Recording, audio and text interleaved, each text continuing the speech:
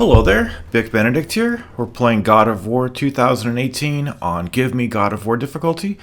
This is part 17, and we are currently at the summit, and there was a realm tear out here, and I did the battle.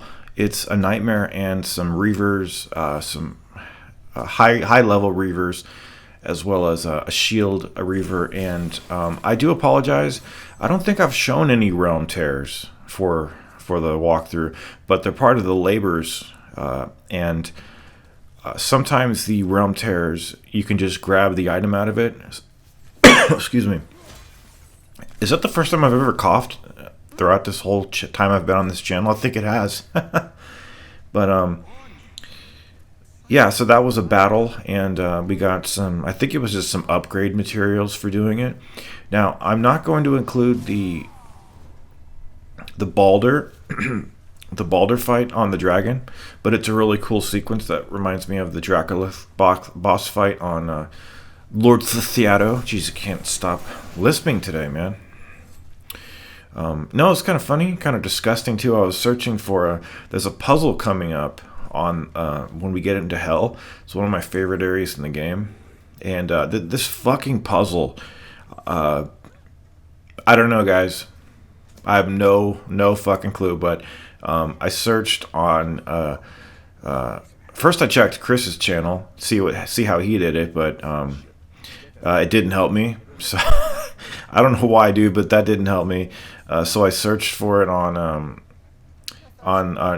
you know, the YouTube search, and there was this list of videos that just it wasn't what I needed either. So then I scrolled down the list a little bit, and then I saw an ugly thumbnail with 3 numbers on it, 176, and it was this.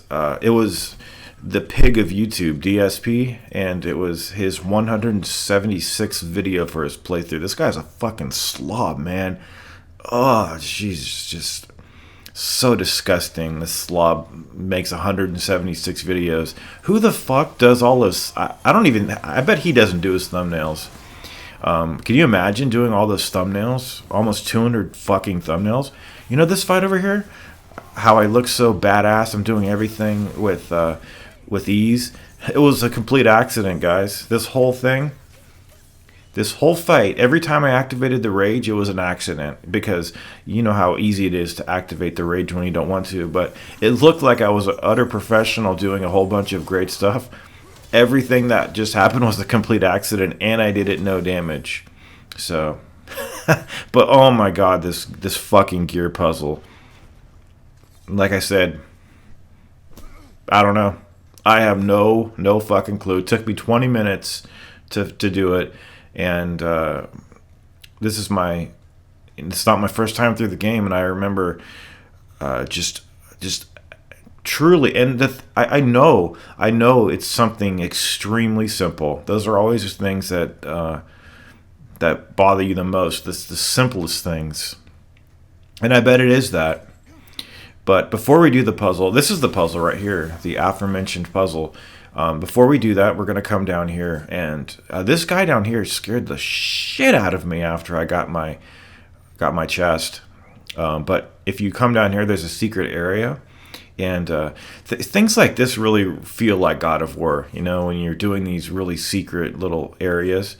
But once you get this chest, I'm also surprised why there aren't more enemies popping out of the coffins. I mean, that's kind of cool. I really like that. It just keeps you on your toes a little bit, and you could do a battle. But anyway, do you see him? He fell into the water and did a little splash. Can you imagine? Like, this game is, who programmed that? He's like, man, it's just unbelievable, the quality of this game. But here's the puzzle, and what you're supposed to do. The head will keep telling you to you want to jam the gear. So you guys, this was just a little bit of trial and error. Worst move in the game right there. That is the worst fucking move in the game. Let me unbuy it. You guys, don't ever buy that fucking move. Contemptible move. So I can't even comment on this puzzle. I don't know what it is. I have no fucking clue how to do this puzzle. I hate it. And it's just, I don't know what to do. I don't know what it's about. If you know what it's about, tell me, because I need to know someday. And then when you open, when the gate opens, there's a lock icon, and now it changed to that little dot, and we can open the door. Now we have a battle over here. Okay, so this is where the traveler is it not? Traveler time. Whenever I do a guide, sometimes I always, in my mind, I'm questioning how much should I assume the audience knows about the game. That's why I've been trying to leave out any details that might spoil people's experience, and it's also why I've been kind of leaving it up to a lot of people to get things at their own discretion, and to just enjoy the game for yourself. I mean, I will definitely admit that I look online for the collectibles and things like that. I have been looking on. I've done a lot of searches actually for this game. Not that I needed help with anything exactly, but just finding things. And I'm not above saying that I ever would need help. Honestly, I've faced some of the Valkyries right now, and I really could use some pointers. So I think I'll probably look online to see what people are doing to beat those. It looks like we got an upgrade for our blades too.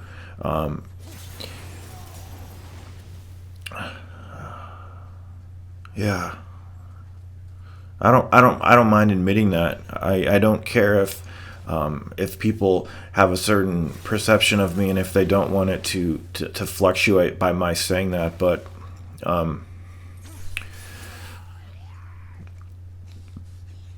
we are going to be doing a couple more fights, and then we're going to be doing it's sort of it seems like it's an escort mission. It takes place on a huge boat. I mean, it's not huge in the sense of the game, but it's something where enemies are going to be attacking you, and you're going to have to prevent them from dousing two areas that are lit with fire. So.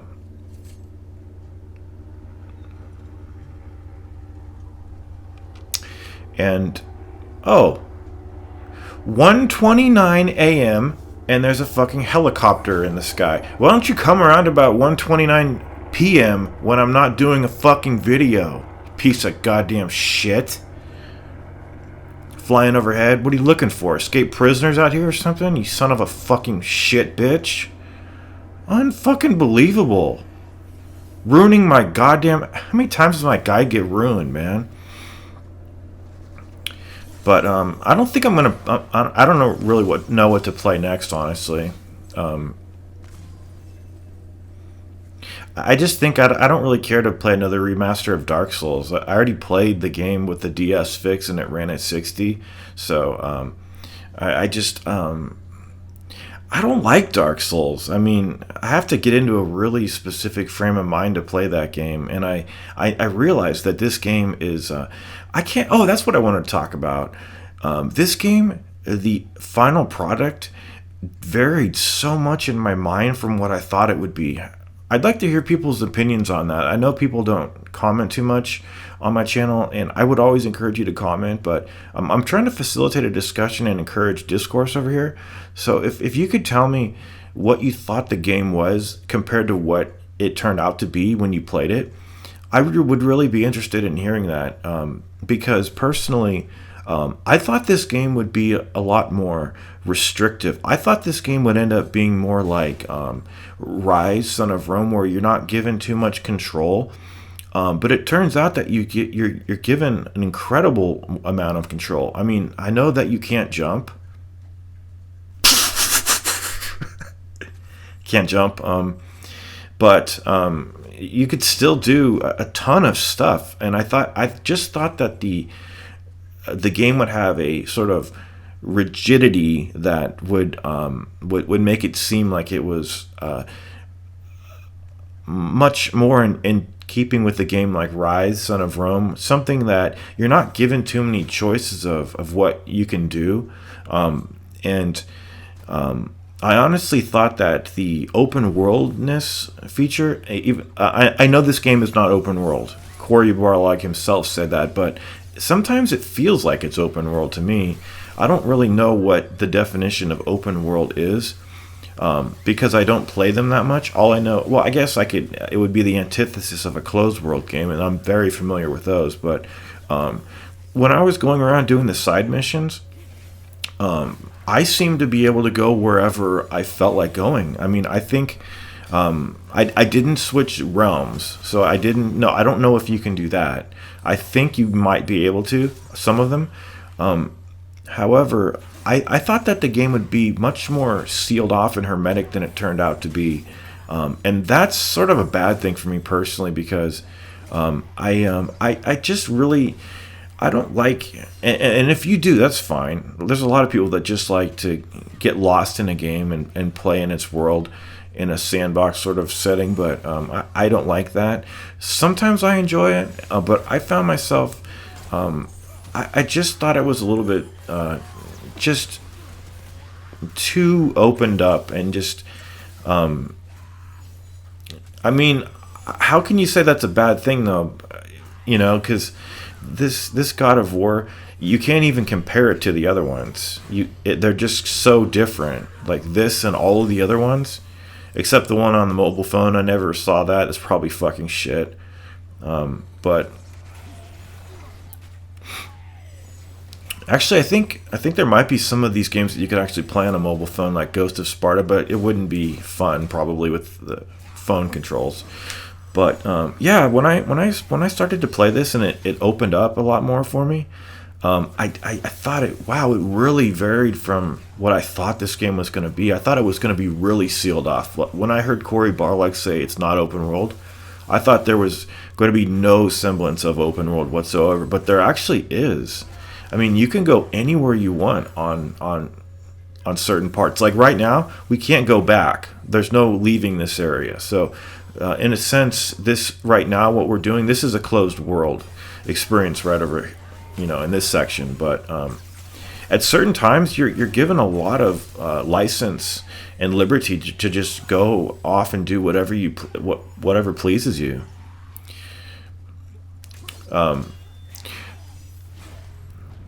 There's a ship over there.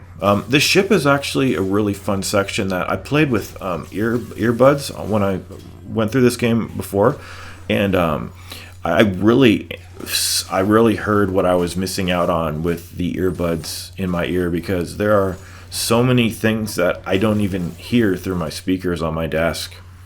They're pretty middling speakers. They're just $100 speakers. They're Bose speakers, but they're like, I think they're on the lower end. I mean, how could they not be? But yeah, I miss out on so much not using earbuds, but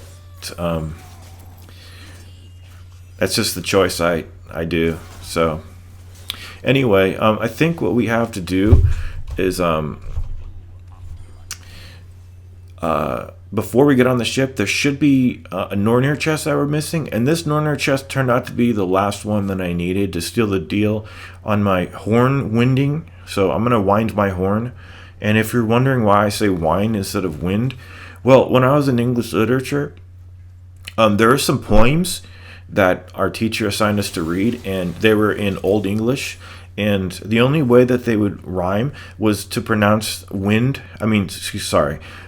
There would be some lines like couplets or whatever, and it would have to be where the other word would have to rhyme with the word wind. But in order for it to rhyme, you'd have to pronounce wind as wind. So back in the, a long time ago, it was pronounced wind. So that's, if you want some trivia, that's how it was.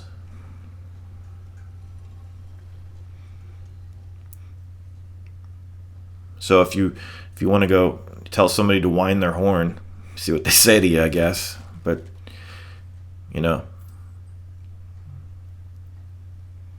okay, we got some hack silver over here, and then the final, there it is over there. I cannot tell you how much I hate that L2 plus square move. The bane of the game. It's the Athena's Wrath of this game. Athena's Wrath has an equivalent in this game, and it's called that fucking move. I don't even know what it's called, but it's L2 plus square. Huh.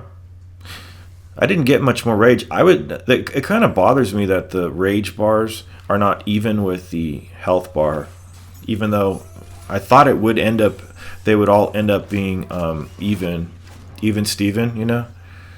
But you're gonna get attacked by these creatures over here, and then we're actually gonna be going on the ship now, and there is a legendary chest on a platform beyond this ship that I did want to mention that I couldn't figure out how to get it. I think it was something that you get earlier, and I missed out on it, but I don't. I couldn't find it online. I could not find it. So anyway, just hit all the bramble over here, and if you want to, you can hit all these items over here. It's kind of annoying that when you hit items in this game, they don't give you anything like in Dark Souls. So there are some things that do give you hack silver. I mean, it's not very much, but I've never just liked destructible objects not giving you anything. It didn't make sense. Why am I even hitting it for the joy of hitting it? I know there is a joy in hitting stuff like that, but you know, at least give me, you know, a few pennies or something, you know, or whatever it is in this game, hack silver. Alright, so you need to turn this wheel here, guys. And then this fight on the ship is fairly challenging, actually, but it's given good checkpoints, but there's one checkpoint that's... I honestly don't know if I could do this without using runics, like on a restricted run, without using the boy, too.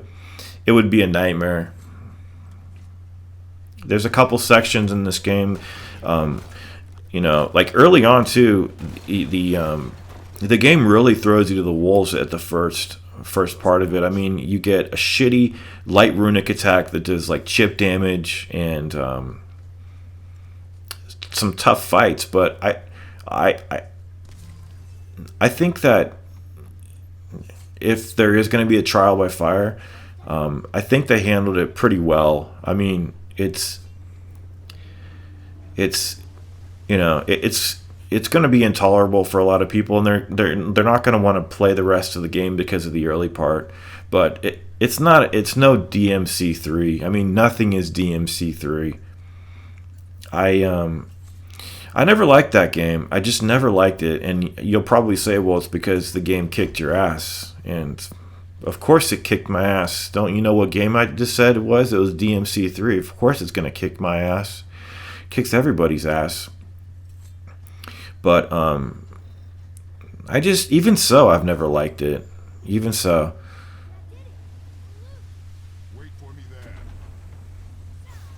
And then now what you want to do, stun those revenants with the boy. You can even use the boy up there. And what you saw was just same stuff I've been doing earlier in the game. Stun the revenant with the boy, and then when it's stunned, you can knock it out with a rage burst.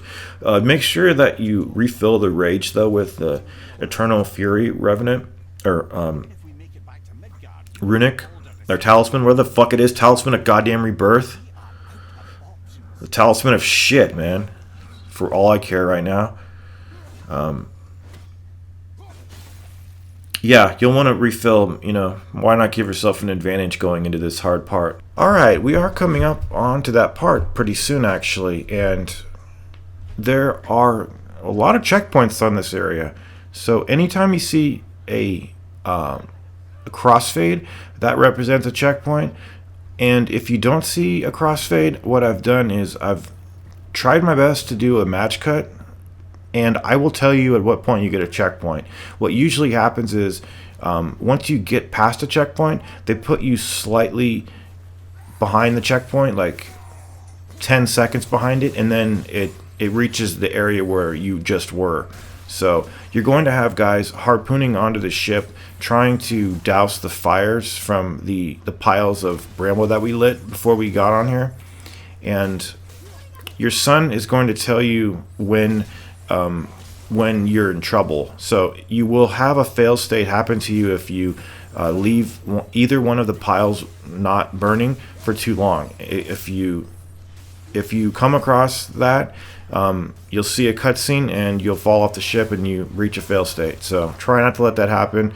I had that happen a couple times, but if you're spec'd for runic here, you're going to be, and if you have the unbound potential talisman, you're going to have such an easy time doing this, because you can refresh the talisman, or excuse me, you can refresh your runics and keep doing a bunch of strong attacks.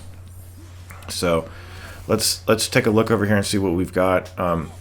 Your son is going to tell you that either the port side or the what's it called? The starboard or something. I don't know ship terminology, but just listen for any indication from your son. He'll always tell you if you're in trouble. So it's actually a good piece of design. And if you're near one of the fires and your son is speaking, if you just see which fire it is, you should be able to get out of jeopardy of reaching that fail state. So at this point, you're going to have the brood coming onto the ship, and if you just are getting overwhelmed, try to do the runic attacks that deal area damage.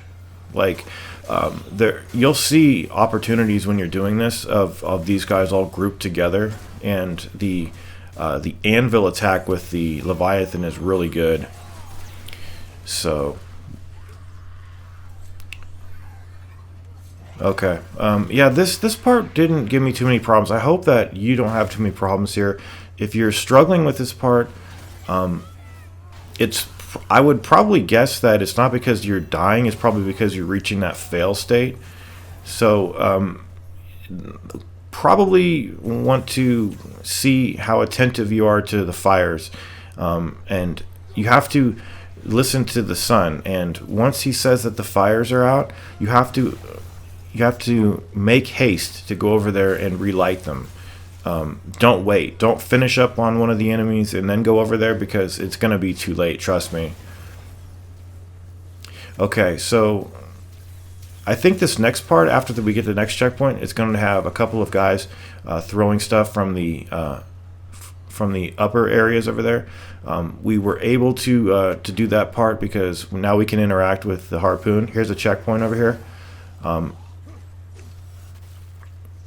And you can have the boys shoot the arrows at these guys, but the problem on this is that these guys are going to come up to the fire pits.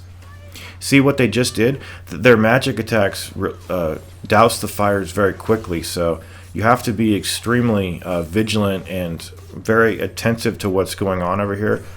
Otherwise, you're going to run into issues of failing. So fortunately, it's given a great amount of checkpoints, and the music over here is absolutely incredible. It's so fantastic. But should you use the rage? You can try it. I mean, you can knock people off the side of it with it sometimes. That's what I'm going to do to one of the revenants. But you don't really need the rage too much. I mean, I don't use it to like throw punches with it. I just activate it on accident more often than usual, and I also try to just activate it and hit people off the side of the ship. But even though this is an escort mission somewhat, or a protection sequence, it really is not difficult to do. I mean, if you were going on a restricted run, I don't even think I would want to imagine what that would be like. It would be really difficult. So here's another checkpoint over here, and we should have some of the revenants at some point, but after you get that checkpoint over here, you want to make sure that you hit those guys off the posts and then go to town on everybody. Try to stack your immolation damage as much as you possibly can, and At this point, you can actually interact with one of the harpoons, even though you have enemies on the ship. So that's one of the harpoons right there. And yeah, here's the Revenant. There she goes off of there. Is she off? Ah, damn it. See if we can push her off. Remember, if you're trying to push these Revenants off, you have to make sure that you've already stunned them with the boy. There we go, right there. And since you know, since they're right next to the ship, it's really good to knock them off like that. I'm gonna launch and use the boy to hit these guys off of here. And this is one of the final checkpoints, but hopefully you're not gonna have too much of a problem doing this section. The checkpoints are very kind here. I mean, they're extremely kind. A couple of heavies over here. So what I would probably do is, you know, again, look for groupings of enemies, tend to these fires as best as you can, and keep refreshing your runics and stacking up that immolation damage. You know, and if you're getting swarmed, cast a summon with the boy. Use the Murder of Crows. It's really good for damage. Very good for damage. And then at some point you're going to notice a little sequence with an ogre jumping onto the ship, and then that also signifies a checkpoint. So this could have just been given like one checkpoint, and it would have been quite difficult. But even as I say that, I know that you can, you know, you can really do incredible amounts of damage. Like this move that I'm going to do over here. Here he is. This should be where the ogre is. He's going to jump onto the ship, and you're going to, like I say, you're also going to be given a checkpoint. Now, we've faced these guys many a time, so what you need to do is, you know, be mindful of that backhand. Can catch you off guard sometimes. But, I mean, these guys go down with a couple of runics.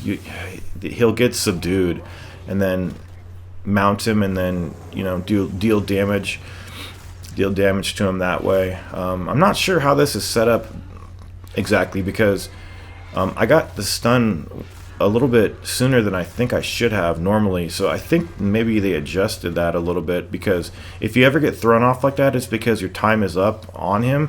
And if your time is up before you have killed him with his you know, taking his health all the way out, then what happens is he just pushes you off like that. It's either because of that, or you haven't been pressing the buttons too much. He'll throw you off. But you know, just finish off everybody, and hopefully it's not going to be too difficult. I hope you all have a successful time here. Hopefully we won't hear too many more choppers, but I think I do hear a car right now driving past, so thanks a lot. Take care. Yeah. Yup. Fucking asshole.